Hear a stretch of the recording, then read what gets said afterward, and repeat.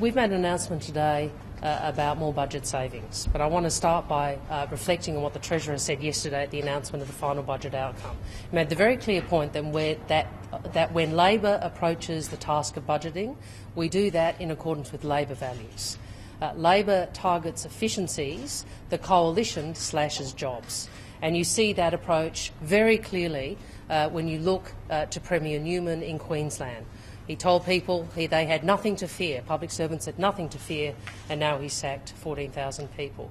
It harks back to John Howard, who told Australians when he was first elected that only a few thousand public servants would get sacked, and he ultimately sacked about 29,000 over time. So we see very clearly a very clear difference of values between the way Labor governments approach the task of budgeting. We make hard decisions, but we focus on finding efficiencies. The coalition slashes jobs. So I've announced today with Gary savings of some $550 million to be found over the forward estimates through pursuing further efficiencies in saving.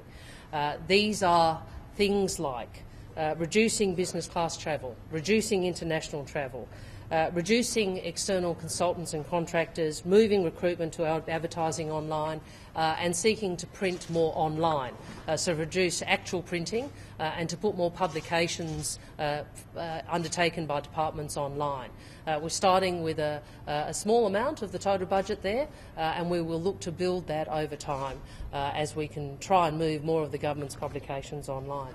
I also want to mention something today about what's in the papers about Tony Abbott's proposed discussion about defence.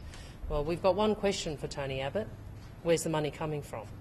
Where's the money coming from? We have Joe Hockey and others claiming that they have their policies costed, claiming that they've done their numbers, but refusing to let the Australian people in on the cuts to services, the cuts to jobs that they will impose to fund their $70 billion of savings. And now we have Tony Abbott out there making more expenditure commitments without telling anyone where they're funded from. I'd also make this point as a South Australian on the issue of submarines. It appears from the reports in the paper that Tony Abbott's message to South Australia is submarines are on the never-never, and all of those people employed in the defence industry in South Australia, well, we're putting your jobs at risk because we're putting this major project into the never-never.